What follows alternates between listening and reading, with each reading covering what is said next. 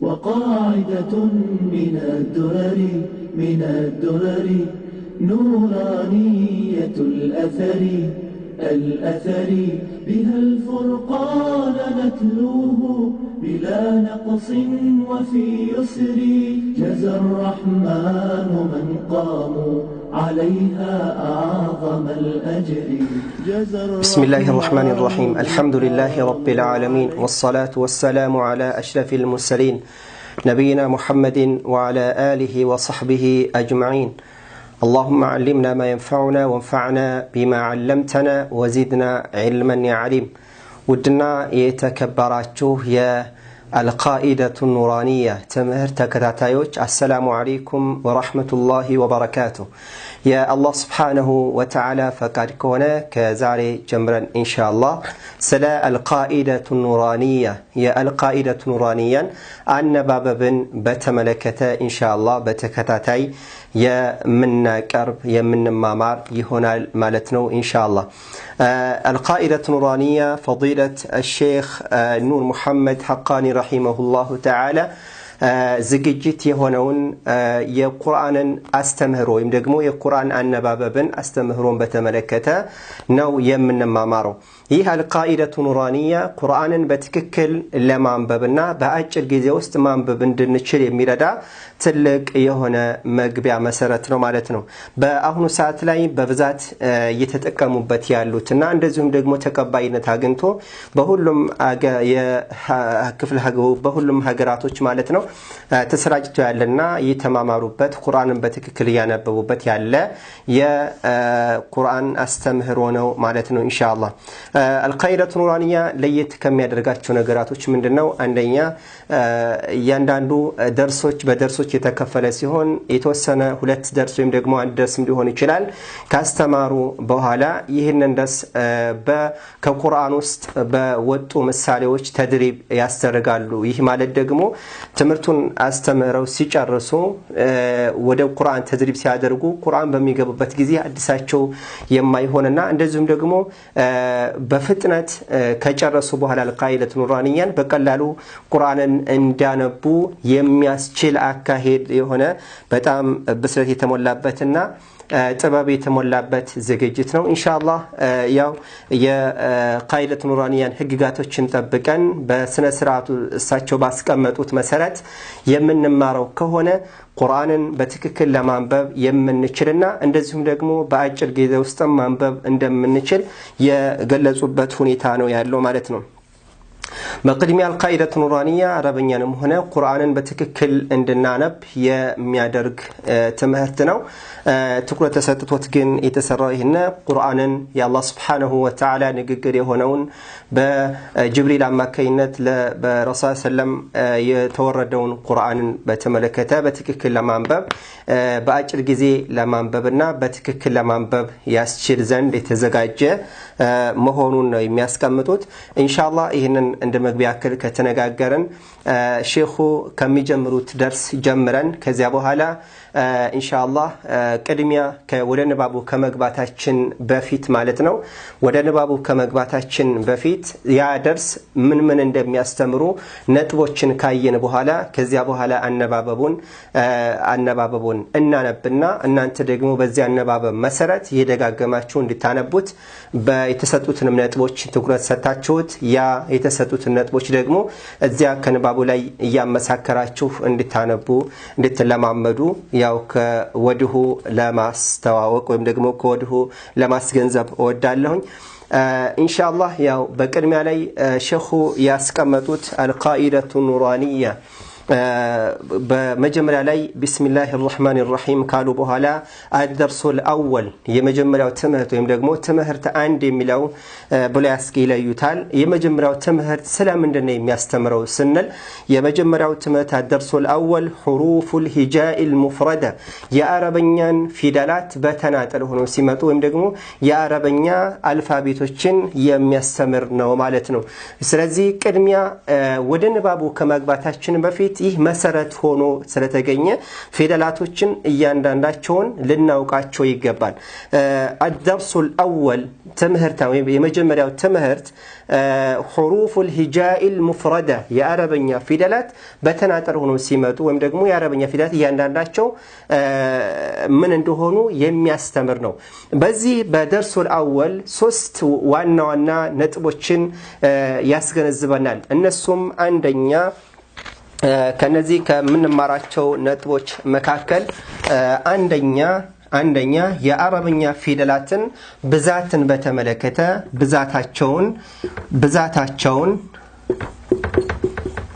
ብዛታቸውን ሁለተኛ የአረበኛ ፊደላት ቅርጻቸውን በተመለከተ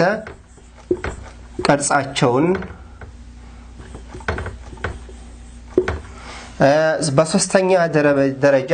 የአረበኛን ፊደላት ድምጻቸውን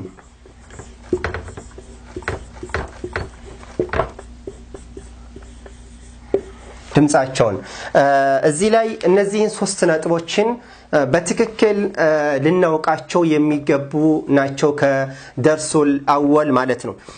እዚህ ላይ ብዛታቸውን ሲል ምን ማለት ነው ብዛታቸው የአረበኛ ፊደላት የሁሉም ቋንቋዎች የፊደላቶች ብዛት እንዳላቸው ሁሉ የአረበኛ ፊደላትም ብዛት አላቸው የአረበኛ ፊደላት ብዛታቸውን እናንተም ጋር እንደሚታወቀው 28 የአረበኛ ፊደላቶች ናቸው ነገር ግን 28 የአረበኛ ፊደላት ሆኖ እንጂ አጠቃላይ 29 የአረበኛ ፊደላቶች ናቸው እነዚህ 29 የአረበኛ ፊደላቶች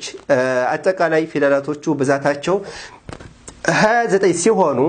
28 የሆነበት ማንኛው ተጨምሮ ነው 29ኛው ማንኛው ፊደል ቢሆን ነው የሚለውን ማየት እንችላለን የአረበኛ ፊደላት 29 ናቸው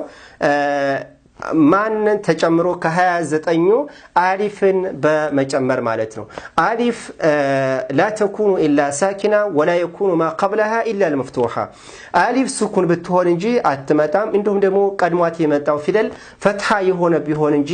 አሊፍ እንደማትመጣ ይነግሩናል ይህ ማለት ምን ማለት ነው 28ቱ የአረበኛ ፊደላት ከአሊፍ ውጭ አሉት ማለት ነው ማንኛውንም ሐረካ የሚቀበሉ ያኒ ማንኛውንም አናባቢዎችን የሚቀበሉ የሆኑና በማንኛውም አይነት ሁኔታ የሚነበቡ የአረበኛ ፊደላቶች ስለሆኑ ነው አሊፍ ግን ከ28ቱ ፊደላቶች ተለይታ የወጣችበት ምክንያት አንድ ሁኔታ ብቻ ስለሆነ ነው ያላት እሱም ምንድነው ለመሳቢያነት ብቻ የምንገለገላት ፊደል ስለሆነች ነው ለምን ለመሳቢያነት የተገለገልንባትም لا تكون الا ساكنه ولا يكون ما قبلها الا مفتوحه سكون የምትሆነው አሊፏ ስኩን ሆና ደግሞ ቀድሟት የመጣው ፊደል ደግሞ ፈትሃ ቢሆን እንጂ ከዚህ ውጭ ሆና ስለማትመጣ ምን አሏት ማለት ነው ከ28ቱ ፊደላቶች ገለልተኛ ሆነች ማለት ነው ስለዚህ የአረበኛ ፊደላት ብዛታቸው ስንት ሆነ ማለት ነው 28 የአረበኛ ፊደላቶች ሆኑ ከማን ውጭ ማለት ነው ከአሊፍ ውጭ ማለት ነው እዚህ ላይ በቅደም ተከተል ያስቀምጡት ኢማም ነስር ቢን ዓሲም ረሂመሁላህ ተዓላ الامام النصر بن عاصم الليثي ይባላሉ ታላቅ ዓሊም ናቸው እሳቸው ናቸው የአረበኛ ፊደላትን በቅደም ተከተል ያስቀመጡት ይሄን ቅደም ተከተልን ሲያስቀምጡ ደግሞ የአረበኛ ፊደላቶች የተመሳሰሉትን ማለትም ተመሳሳይ የሆኑ ፊደላቶችን በአንድ በማድረግ እንደዚሁም ደግሞ አንዱ ካንዱ ጋር ተመሳሳይ የሆነውን በቅርጽ የተመሳሰለውን ፊደል በነጥብ በመለየት የለያዩት ሲሆን በዚህ መልኩ የተቀመጠ ነው ማለት ነው ስለዚህ በመጀመሪያ ጊዜ ይሄንን በቅደም ተከተል ያስቀመጡት ኢማም ነስር ቢን ዓሲም الليثي ይባላሉ ይሄንን በቅደም ተከተል ያስቀመጡት መመሳሰልን እንደሁም ደግሞ የፊደላቶችን መመሳሰልን በተመለከተ ያው በቅደም ተከተል የተቀመጠ ነው እንደምታውቁት ባታታ ምን አይነታቸው ቅርጻቸው የተመሳሰለ ነው ጂም ሐ ኻድ ቅርጻቸው የተመሳሰለ ነው የተመሳሰሉትን ደግሞ አንድ አይነት የሆነ እንዳይኖራቸው ነጥብን በማድረግ ያስቀመጡት ነው ማለት ነው ይሄንን ነው የሚያስቀምጡት የተጅዊድ ምሁራኖች በተመለከተ ሌላው እዚህ ላይ ብዛታቸውን በተመለከተ እዚህ ላይ ብዙ ትግርላችሁ አይገባም የአረበኛን ፊደላት ብዛታቸው በተመለከተ 28 ናቸው የሚለውን ብቻ እንይዛለን 29 ለሚለው ምላሽ አሊፍ ከ28 የተለየችበት ምክንያት በማንኛውም አይነት ሐረካ ሆና ስለማትመጣ አንድ ሁኔታ ብቻ ስለሆነ ነው ያላት የሚለውን መመለስ እንችላለን በዚሁ ሁለተኛው ቅርጻቸውን በተመለከተ እያንዳንዱ የአረበኛ ፊደላት የራሳቸው የሆነ ቅርጽ አላቸው ምሳሌ አሊፍን ብንመለከት ባታ ታጅም ብንመለከት ቅርጻቸው አንድ አይነት ሆኖ ነገር ግን በነጥብ እንደሚለዩ ጅም ሐ ኸይትን በተመለከተ እንደዚሁ ቅርጻቸው አንድ አይነት ሆኖ በነጥብ እንደሚለዩ ቅርጻቸው የራሳቸው የሆነ ያላቸው ሲሆን ተመሳሳይም አሉ እነዚህን ተመሳሳዮቹ ደግሞ በነጥብ እንደሚለዩ አስተካክለን ልናውቃቸው ይገባል ስለዚህ የአረበኛ ፊደላትን በተመለከተ ብዛታቸውን ቅርጻቸውንም እንደዚሁ ልንይዘው ይገባል በሶስተኛ ደረጃ የተቀመጠው ድምጻቸውን በተመለከተ ነው ድምጻቸው ስን ሁለት ነገሮችን በውስጡ ያካትታል አንደኛው መውጫ ቦታቸውንና እንደዚሁም ደግሞ ባህሪያቸውን በተመለከተ ነው طبعا ባህሪያቸውና መውጫ ቦታቸውን በተመለከተ ያንዱ ከተመለከትን ምናልባት ሰፊና በጣም ረጅም ወቅት የሚፈጅ ስለሚሆን እዚህ ላይ ማወቅ ያለብን ምንድነው አነባበቡን ልክ በትክክል በማየት ማለት ነው በመስማት በትክክል ቦታዎች ጋር እንድናወጣቸው ማድረግ ነው ይህ ሙሂም ከሚባሉት ከደርሱል አወል ትምርት ይመደባል ይህ ድምጻቸው በተመለከተ ማለት ነው ምክንያቱም ተመሳሳይ የሆነ ቅርጽ ኖሯቸው ነገር ግን አነባበባቸው ደግሞ የተለየ መውጫ ቦታቸው የተለያየ ሆኖ ድምጻቸው ግን የተመሳሳይ የሆነ የአረበኛ ፊደላቶች ስለሚኖሩ እነዚህን ለይተን ልናውቃቸው ይገባል ምክንያቱም አንዱን ካንዱ ጋር አመሳስለን የምናነበው ከሆነ ምናልባትም የትርጉም ልዩነት ሊያመጡ ስለሚችሉ ትኩረት ሰጥተን ልናነበው ይገባል ልንለማመድ ይገባል ማለት ነው ምሳሌ ታንና ሲንን በተመለከተ በመናነበበት ጊዜ አንዳንድ ጊዜ ታን በሲን የምናነብበት ሁኔታ አለ ይህ ሁኔታ ደግሞ አስቸጋሪ ነው ስለዚህ ምን ማድረግ አለብን የትርጉም በቀጥተኛ የሆነ የትርጉም ቅያሬ ስለሚመጣ ማድረግ ያለብን ፊደሉ ታይት ቦታ ነው የምትወጣው እንዴት ብላ ድምጿ ምን አይነት ይመስላል የሚለውን ተርኪዝ አድርገን ልናነብ ይገባል ማለት ነው ስለዚህ እንደዚህን ሶስቱን ሙሂም የሆኑ ነጥቦችን ይዘን ከዚያ በኋላ ኢንሻአላህ አነባቡን በተመለከተ ደግሞ ኢንሻአላህ ይቀርብላችኋል ይሄንን አነባበብ ኢንሻአላህ እናንተ በትክክል ማለት ነው ደጋግማችሁ በማዳመጥ እንደዚሁም ደግሞ አብራችሁ በመደጋገም የሚስተካከል የሆነ ነው ማለት ነው ስለዚህ ሁላችንም እዚህ ላይ ሌሎች ደርሶች ከመግባታችን በፊት ሙሂም የሆነው ደርስ ይሄ ደርሱል አወል ነው ምክንያቱም የአረበኛ ፊደላትን እነዚህን ሶስቱን ነገራቶች ያካተተ የሆነ ዕውቀት ከሌለን ምናልባትም ወደ ሁለተኛው ወደ ሶስተኛው ወደ አራተኛው ደርስ ብናልፍም ምንም አይነት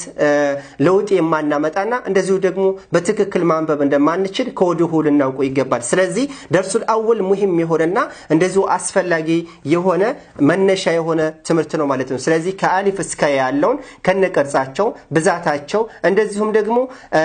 ድምጻቸውን በተመለከተ ለይተን እየደጋገምን ልናነበው ልንለማመዱ ይገባል ከዚያ በኋላ ኢንሻአላህ ወደ ቀጣዩ ስናልፍ ይሄንን የመሰለ ደርስ ስለሆነ ያለው ይሄንን መሰረት አድርጎ ስለሆነ ከዚህ በኋላ የሚመጣው ትምህርት ዋንኛው መሰረቱ ይሄ ስለሆነ ይሄን ደርሱል አወልን ኢንሻአላህ እናንተ በትክክል ማንበብ እንዳለባችሁ ከወዲሁ ላስታውሳችሁ ወዳለሁ ኢንሻአላህ በቀጥታ ወደ ትምህርቱ እናልፋለን ኢንሻአላህ ወቢላሂ ተውፊቅ በሰማን አላህ Subhanahu Wa Ta'ala የሚጠቀም ያድርገን ቢስሚላሂር ረህማኒር ረሂም ብለን እንጀምር ከዚያም እዚህ ላይ የምትመለከቱት الدرس الأول ማለት የመጀመሪያው ትምህርት ማለት ነው በመቀጠል حروف الهجاء المفردة يا عربية فيدلات بتناقل معناتنا حروف فيدل معناتنا الهجاء هجاء የሚባለው በድምጽ የሚታወቁ የአረበኛ ፊደላቶች አይ المنطوقة معناتنا هجاء የሚለውን ብለው ሲናገሩ እና حروف الهجاء المفردة يا عربية فيدلات በተናጠል ሆኖ ሲመጡ እንዴት እንደሆነ የምንማማርበት ነው ይላል طيب يا عربية فيدلات بتناطل الدرس الأول حروف الهجاء المفردة إن شاء الله يا ولاتشم يوتزيلاي أنا يقرأ لاتشونا كذا قرصون بتملكتنا لن ألف ألف ألف هنلم ألف با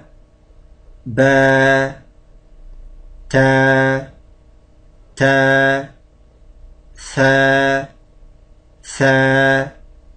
جيم جيم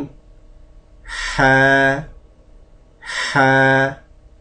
خا خا دال دال ذال ذال را را زا زا سين سين شين شين صاد صاد ضاد ضاد طا طا ظا ظا عين عين غين غين فا فا قاف قاف كاف كاف لام لام ميم ميم نون نون واو واو ها ها همزة همزة يا يا يا يا በዚህ መልኩ ኢንሻአላህ ፊደላቶችን ድምጻቸውን አይተናል አንዳንድ ስህተቶችን በተመለከተ ኢንሻአላህ ተቀስለቀስ አድርግላችሁና ከዚያ በኋላ እናንተ በዚህ መሰረት ትለማመዳላችሁ الدرس الأول ማለት የመጀመሪያው ትምህርት ማለት ነው ብያችኋለሁኝ የአረበኛ ፊደላት የመጀመሪያው ትምህርት የአረበኛ ፊደላት በተናጠል ሆነው ወይንም ተነባቢ የአረበኛ ፊደላትን በተመለከተ የሚያስተምር ነው ማ درس الأول ተነባቢ የአረበኛ ፊደላት ሳይጣመሩ በተናጠል ሆነው ሲመጡ በምን አይነት መልኩ እንደሚቀመጡ እንደሚነበቡና ብዛታቸው ስንት እንደሆነ የሚያስተምር ነው ማለት ነው የአረበኛ ፊደላት እንደሚታወቀው ቃልን ለመመስረት እርስ በርሱ ተጣምረው ስለሚመጡ ነው ሙፍረድ የሚለውን ቃል የተጠቀሙት ማለት ነው ስለዚህ እንደኛ ለብቻ ለብቻው ቁጭ የሚል ፊደላቶች ሳይሆን የአረበኛ ፊደላት ቃልን የሚመሰርቱት እርስ በርሳቸው ስለሚጣመሩ ስለሚቀጣጠሉ ነው ስለዚህ የመጀመሪያው ደርስ ደግሞ የአረበኛ ፊደላት በተናጠል ሆነው ሳይጣመሩ ምን እንደሚመስሉ ድምጻቸው ምን እንደሚመስል አንዱ ካንዱ በምን እንደሚለይ እንደዚሁም ደግሞ የአረበኛ ፊደላት ብዛታቸው በተመለከተ ስንት እንደሆነ በዋነኛነት የሚያጠነጥነው እነዚህ ነው አሊፍን ስንቀራ አሊፍ ብለን መቅራት ይለብም እዚህ ላይ እንደምትመለከቱት እንደ አንድ ቁጥር ቆም ያለው አሊፍ አሊፍ አሊፍ እያልን ምንቀራ ስላለን እሱ ማስተካከል አለብን ሁለተኛ ባ ይህ በተናጠል ሆኖ ሲነበብ ባ አይባል ባ ብለን ነው የምንነበው ሁለተኛው ታ ሁለት ነጥብ ነው ያለው ከላይ ሶስተኛው ሳ ደግሞ እንደምትመለከቱት 3 ነጥብ አለው ከላይ ላይ ሲነበብ ደግሞ የምላሳችን ጫፍ ወደ ውጭ እናወጣና በላይኛውና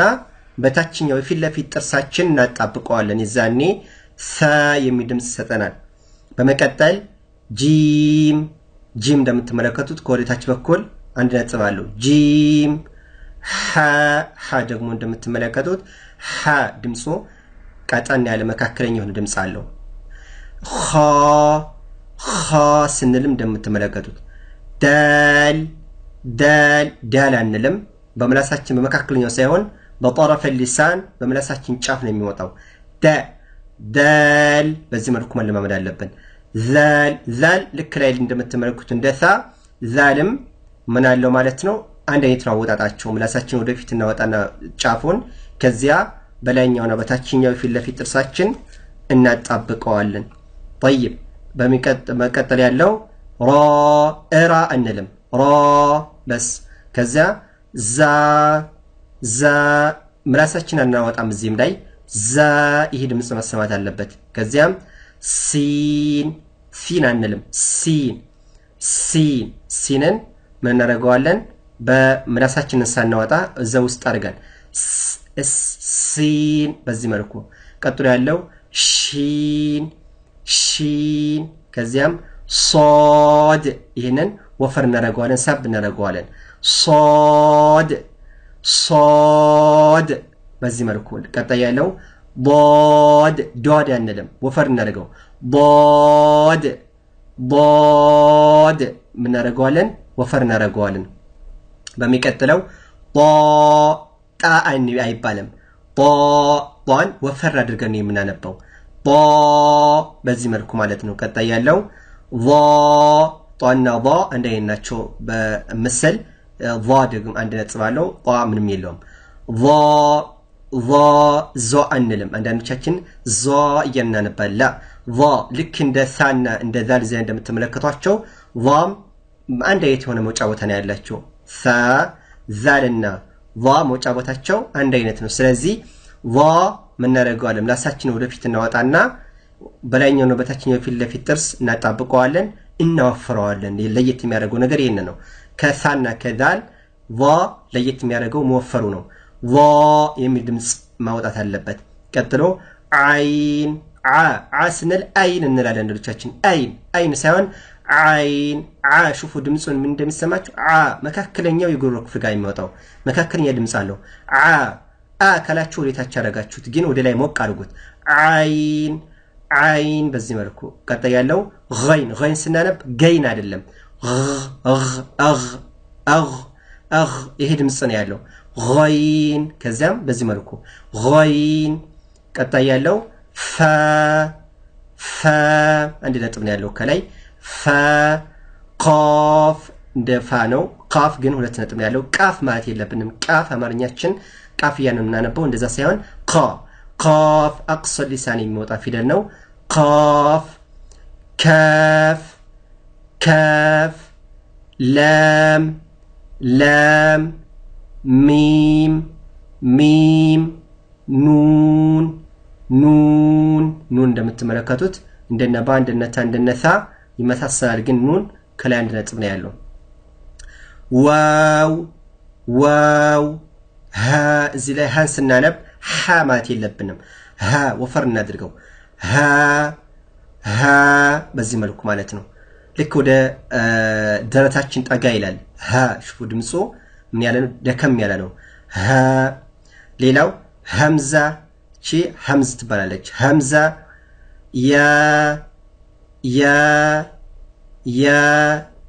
ያ ሁለቱም አንድ አይነት ናቸው ያው ኸጥ ላይ በዚህ መልኩ ስለሚመጡ ነው እዚህ ላይ በተጨማሪ ያመጣበት ምክንያት እና ኢንሻአላህ የአረብኛ ፊደላቶች የሚባሉት እነዚህ ናቸው ሁላችሁም አጥኑት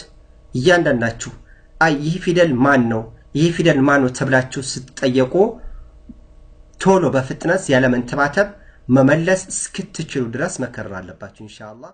الله سبحانه وتعالى በሰማኑ ተጠቃሚ ያድርገን الله سبحانه وتعالى ቁርአንን በትክክሉ ከሚያነቡትና እንደዚሁ ደግሞ ቀላል የሆነ ያደርግልን ዘንድ ኢንሻአላህ الله سبحانه وتعالى እንለምናለን እናንተም ኢንሻአላህ الله سبحانه وتعالى ጋር ጥሩ የሆነ ግንኙነት እንደዚሁም ደግሞ ዱዓ ማድረግን የመሳሰሉ ብዙ ጥሩ ያልሆኑ ነገራቶችን በመራቅ ጥሩ የሆኑት ነገሮች ደግሞ በመሳተፍ እንደዚሁ ንያችን ያስተካከልን ቁርአናችንን በትክክል ለማንበብ እንድንችል እንችል ዘንድ ኢንሻአላህ ይሄንን ነገራት ጥረት ማድረግ ይኖርብናል እንደጋግሙ ኢንሻአላህ ጀዛኩሙላሁ ኸይር ዛሬ በተማርነው በሰማነው አላህ ተጠቃሚ ያድርገን እላለሁኝ ወቢላሂ ተውፊቅ ጀዛኩሙላሁ ኸይራን ሱብሃነከላሁ ወቢሐምዲከ አሽሀዱ አን ላ ኢላሀ ኢላ አንተ አስተግፊሩከ ወአቱቡ ኢለይክ ሰላሙ አለይኩም ወራህመቱላሂ ወበረካቱሁ